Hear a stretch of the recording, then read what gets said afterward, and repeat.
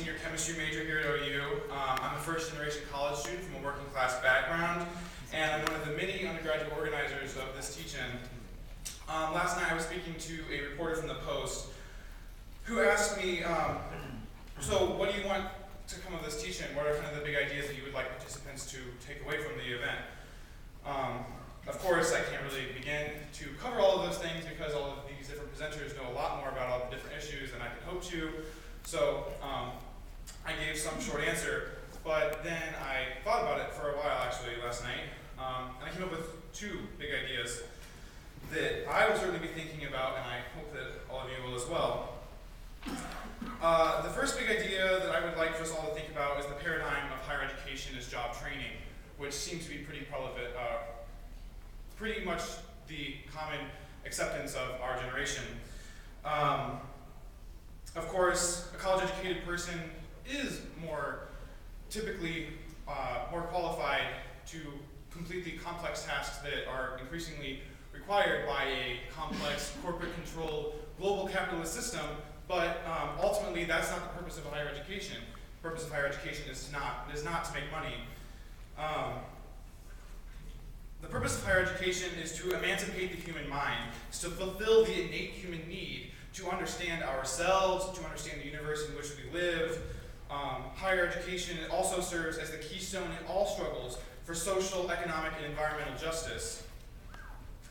I hope we can better see how these things are absolutely paramount in ensuring the so-called unalienable rights of life, liberty, and the pursuit of happiness as described in the United States Declaration of Independence. Therefore, in summary, the first big idea I would like for us all to take away from today is the idea that perhaps we are talking about, at least our generation, I think for the most part, is talking about education in the wrong context. Perhaps we should be talking about education as a right to be experienced by all who wish to develop their own intellect, not education as a commodity to be bought, sold, and consumed by the wealthy, the powerful, and the privileged. Woo!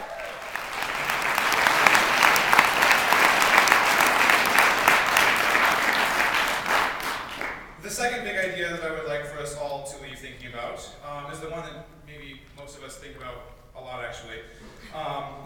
That would be, how do we create change?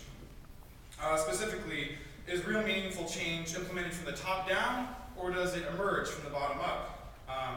That is, do we wish to live, study, and teach in a university that is engineered by some central power with motivations that are not necessarily in the best interest of education, but are oftentimes in the interest of making profit, and increasingly so?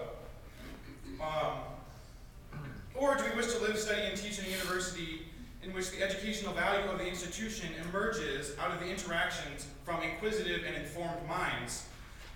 That is also to beg the question, how do we create meaningful change in order to deal with the current problems faced by the higher education system? Do we leave it up to the mostly corporate-controlled government? Do we leave it up to the administration, who not necessarily always pays attention to the wishes of students and faculty? Or do we work to build a broad, decentralized, democratic movement from which radically different vision for how to govern a university might emerge? Well, I don't know the answer, but I think we might get a good idea if we consider the fact that in 8 years of U.S. military operations in Iraq, not even the full force and resources of the United States military can bring a functioning democracy to that country. At the same time, within the course of months, millions of workers, students, and young people of all stripes are rising up and overthrowing U.S.-backed dictators all over the Middle East and North Africa. All extended analogies aside, students have always played a crucial role in bringing about serious social change. Students have been involved in the civil rights movement, the women's liberation movement, the LGBT liberation movement, the anti-Vietnam War movement, the environmental movement, so on and so forth. Students are always an important part of these movements. In summary, the second big idea that I would like for us to all consider is how important are events like today? How important is it for students, staff, and faculty to discuss the complex problems faced by the higher education system?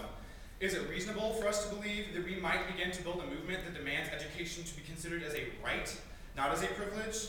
Again, I don't know, but this is something that I think we should all be thinking about today. That being said, I have some logistical things to talk about.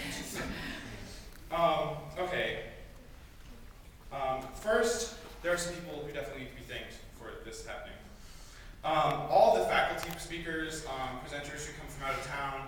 Anyone who's presenting today definitely needs to be thanked. All student, faculty, or otherwise organizers for this event definitely deserve a huge thank you. Policy Matters Ohio, the AAUP, Graduate Student Senate, and the Young Democratic Socialists, the Department of Residential Housing, and definitely Baker Center Event Services, who have helped us a lot. Now, the logistics center for the day is going to be in Baker 236, really on the second floor.